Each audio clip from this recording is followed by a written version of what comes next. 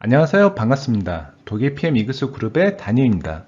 PM 제품들이 각 제품들의 기능과 높은 흡수력으로 우리 건강에 도움이 많이 됩니다. 저희 PM 이그스 그룹은 물론이고 다른 그룹에서도 당뇨가 있는 분들이 드신 사례가 많습니다. 이번 영상에서는 어떤 영양소들이 당뇨에 도움이 되고 해당 제품들이 무엇인지 다루고자 합니다. 그래서 이번 영상 주제는 당뇨와 필요한 영양소입니다. 우선 당뇨병이란 무엇인지 파악하는 것이 중요합니다. 당뇨병이란 혈액 내 포도당 수치가 높아지는 것을 의미합니다. 우리가 탄수화물을 섭취하면 위장에서 여러 효소들의 도움을 받아 탄수화물의 기본 구성 요소인 포도당으로 변한 다음 우리의 혈액으로 흡수됩니다. 이렇게 흡수된 포도당은 우리 몸이 사용하는 아주 기본적인 에너지원으로 작용합니다. 하지만 이런 포도당이 우리 몸의 세포에 바로 적용될 수는 없고 누군가의 도움이 필요한데 그 도움을 주는 물질이 바로 인슐린입니다. 인슐린은 췌장의 베타세포에서 분비되고 식사 후 올라간 혈당을 낮추는 역할을 담당합니다. 만약 이러한 인슐린의 작용이 적절히 이루어지지 못한다면 체내 흡수된 포도당은 이용되지 못하고 혈액 속에 쌓이고 소변으로 넘쳐 흘러나오게 됩니다. 우리는 이러한 증상을 당뇨병이라고 지칭하고 있습니다. 췌장에서 인슐린이 전혀 분비가 되지 않는 상태를 제1형 당뇨병이라고 하는데 우리나라 당뇨병의 약 2% 미만을 차지합니다. 주로 1형 당뇨는 사춘기나 유년기에 발생하고 일반적으로 30세 이전에 진단되는 경우가 많습니다. 제1형 당뇨병은 췌장의 베타세포에 문제가 생겨 인슐린이 결핍되는 경우를 말하고 대부분 자가 면역 질환에 의해 발생하는 것으로 알려져 있습니다. 제1형 당뇨는 인슐린이 전혀 분비되지 않는 상태이므로 외부에서 인슐린을 주입하는 인슐린 치료가 필수적입니다. 그렇지 않으면 체내 포도당 수치가 올라가고 지속적으로 소변으로 당이 빠져나오는 증상이 생기게 되며 이는 곧 여러 가지 합병증을 수반하게 됩니다. 이러한 합병증을 적절히 치료하지 않으면 당뇨병성 케톤산증 등 급성 합병증이 나타날 수 있어 주의해야 합니다. 제2형 당뇨병은 몸의 인슐린 저항성이 커지면서 인슐린이 제 기능을 다하지 못하고 상대적으로 인슐린 분비에 문제가 생겨 혈당 수치가 올라가는 것을 말합니다. 대한민국 당뇨 환자의 대부분이 제2형 당뇨병이라고 생각하시면 됩니다. 보통 40세 이상의 연령에서 발생하는 것이 특징이지만 최근에는 그보다도 젊은 연령층에서 발생하는 케이스가 증가하고 있습니다. 제2형 당뇨병은 비만을 가지고 있거나 과체중을 보이는 경우가 흔합니다. 또한 유전적인 성향이 짙고 제1형 당뇨병과는 달리 가족력이 흔하게 나타납니다. 최근 서구화된 식습관으로 인하여 과체중 인구가 증가하고 있고 이것이 젊은 층에서도 당뇨병이 나타나는 원인으로 지목되고 있습니다. 제2형 당뇨병이 주로 병원에서 의사와 상담하는 내용이 됩니다. 당뇨 때문에 먹는 약이나 치료 관련해서는 의사와 상담하는 것이 맞습니다. 여기서 제가 알려드릴 부분은 의사가 권하는 치료와 함께 병행하면 도움이 되는 영양소적 측면입니다. 비타민 D가 결핍되면 체지방량이 증가하고 인슐린 저항성이 악화될 수 있습니다. 햇볕을 쬐면 피부에서 비타민 D 합성이 되어서 당뇨병 환자는 자외선 노출과 비타민 D 함유 식품 섭취에 더 신경 쓸 필요가 있습니다. 비타민 D와 칼슘의 높은 섭취는 제2형 당뇨병의 위험을 낮추며 비타민 D와 칼슘 항상성에 변화하는 제2형 당뇨병의 진행에 관여합니다. 췌장의 랑게르한스 섬의 베타세포에서 인슐린 분비 시 칼슘에 의해 조절됩니다. 인슐린 분비는 칼슘 의존적 과정이며 부적절한 칼슘의 섭취 또는 비타민 D의 부족은 정상적인 인슐린 분비를 방해합니다. 세포 내 칼슘의 비정상적 조절은 인슐린 감소성과 인슐린 분비에 영향을 줍니다. 마그네슘이 포도당의 대사에 중요한 역할을 하기 때문에 당뇨병의 위험성을 줄여줄 수 있다고 합니다. 마그네슘이 우리 몸에서 결핍될 경우 인슐린 저항성이 악화되어 당뇨로 이어질 수 있다고 합니다. 또한 당뇨병 환자의 경우 소변으로 마그네슘이 배설되므로 결국 마그네슘의 부족을 야기해 인슐린의 분비와 활동에 손상이 있게 되어 당뇨병이 더욱 악화됩니다. 아연은 당 대사의 중요한 효소들의 보조인자로 인슐린의 합성과 작용에 중요한 역할을 수행합니다. 아연을 섭취하면 장에서 흡수되어 인슐린을 만드는 췌장으로 운반됩니다. 인슐린 속에는 아연을 저장한 단백질이 있는데 이 단백질은 인슐린이 췌장에서 쓸데없이 흘러나가는 것을 막고 인슐린 분비도 원활하게 하는 것을 도와줍니다. 하지만 아연은 보충하기가 쉽지 않은데 땀과 함께 배출되는 특징을 가지고 있기 때문입니다. 구리의 결핍은 당 불내성을 야기시키며 당뇨 환자에게서 구리의 결핍이 나타나는 경우가 많습니다. 망간은 해단계 또는 당 분해 과정에 관여하기 때문에 당뇨 환자의 치료에 효과적이며 당뇨 환자의 경우 정상인에 비해 망간 수치가 저하되어 있어 망간 보충제의 투여가 도움이 됩니다. 셀레늄의 부족은 인슐린 분비량을 감소시키고 인슐린 내성을 증가시킵니다.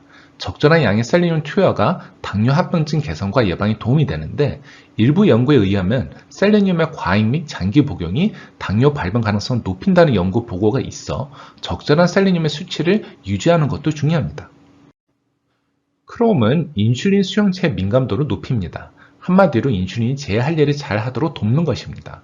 크롬은 쌀, 밀, 옥수수 같은 곡물에 많이 함유되어 있어서 사실상 당뇨 환자가 음식으로 크롬을 보충하기엔 부담스럽습니다.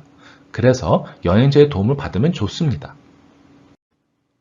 칼슘, 마그네슘, 아연, 구리, 망간, 셀레늄, 크롬 등의 미네랄과 비타민 D까지 당뇨 예방 또는 개선하는 데 도움이 되는 영양소들입니다. 하지만 이 많은 것들을 음식과 별도의 영양제로 챙겨 먹는 것은 쉬운 일이 아니죠. 이 모든 영양소를 제품 하나로 해결할 수 있는데 이 제품이 비타민 D와 미네랄이 풍부합니다. 당뇨약을 복용 중인 사람이 부족해지기 쉬운 영양소는 바로 비타민 B 복합체입니다. 당뇨병 환자의 1차 치료제인 메트포르민 성분을 오랫동안 복용하면 몸속에 비타민 B가 잘 흡수되지 않습니다. 비타민 B12가 부족하면 손발끝이 저린 신경합병증이 생길 수 있어서 당뇨병 환자라면 보충해 주는 것이 좋습니다. 비타민 B1의 경우 부족하면 고혈당으로 인해 몸속에 유해물질이 만들어지는 걸 막는 게 힘들어지는데 보충하면 단백뇨를 개선하고 피로감도 해소할 수 있습니다. 당뇨병은 아니지만 혈당 관리를 하고 싶은 사람이라면 어떤 영양소를 보충하는 게 좋을까? 바로 항산화 성분인 비타민 C, E와 식물 영양소입니다. 영양제 형태로 섭취한 것은 아니지만 국제학술지인 당뇨병학 저널에 실린 연구에 따르면 항산화 성분이 풍부한 식단이 당뇨병 위험을 낮추는 것으로 나타났습니다. 차, 과일, 견과류, 다크 초콜릿 등 항산화 성분이 많이 든 식품을 주로 섭취한 사람들이 그렇지 않은 사람들에 비해 당뇨병 발병 위험이 27% 낮았습니다. 이들 식품은 비타민 C, E, 라이코펜, 플라보노이드가 풍부한 게 특징입니다. 우리 몸에 꼭 필요한 비타민과 미네랄, 섬유질이 가득한 채소는 모두가 반드시 섭취해야 할 식품입니다. 특히 당뇨병 환자를 위한 식이요법에는 채소를 충분히 섭취할 것이라는 항목이 빠지지 않습니다. 채소 중에서도 혈당을 많이 올리지 않는 당 지수가 낮은 채소들이 있습니다. 탄수화물이 거의 없는 채소인 브로콜리는 영양소가 풍부하고 칼로리는 거의 없어 당뇨병 환자는 물론 다이어트 중인 사람에게 특히 적합합니다. 재료 손질 과정이 간단하고 다양한 요리에 어울린다는 것도 장점입니다. 토마토 역시 당 지수가 낮은 채소로서 다양한 요리에 활용되는 것은 물론 날것으로 먹어도 좋습니다.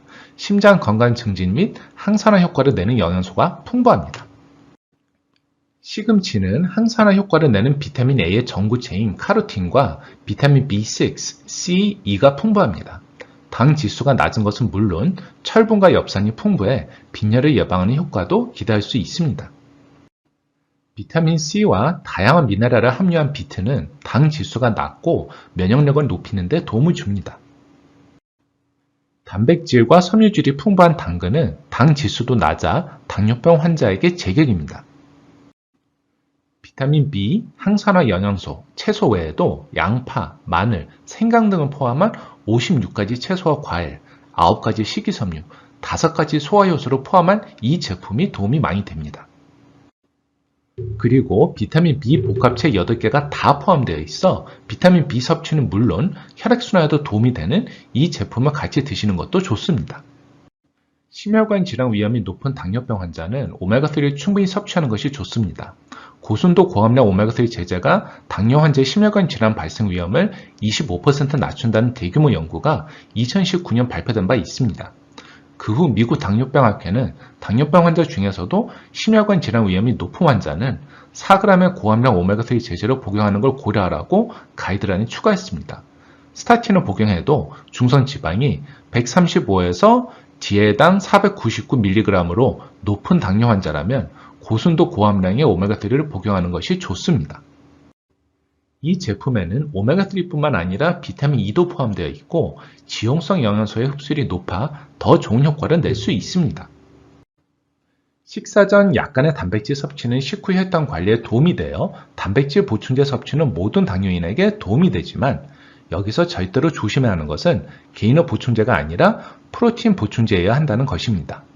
게이너 보충제는 단백질과 탄수화물이 일정 비율로 혼합되어 있는 것이며 프로틴 보충제는 거의 단백질로만 이루어지는 제품입니다. 당뇨의 혈당을 올리는 녀석이 바로 탄수화물이므로 절대로 피하셔야 합니다. 그러면 프로틴을 마음 놓고 드셔도 되는 것이냐?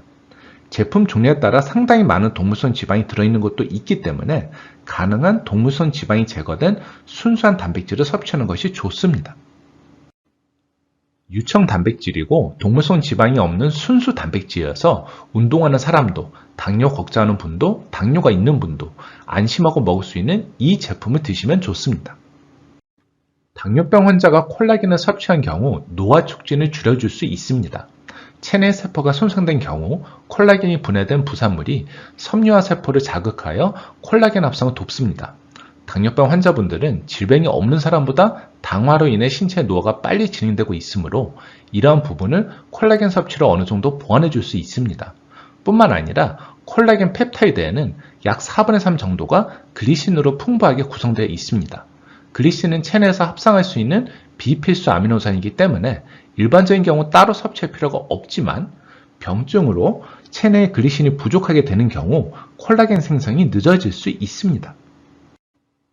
그래서 이 제품처럼 저분자 콜라겐 펩타이드이며 물에 녹여서 먹을 수 있는 분말 형태로 되어 있어 흡수력이 높은 제품이 좋습니다.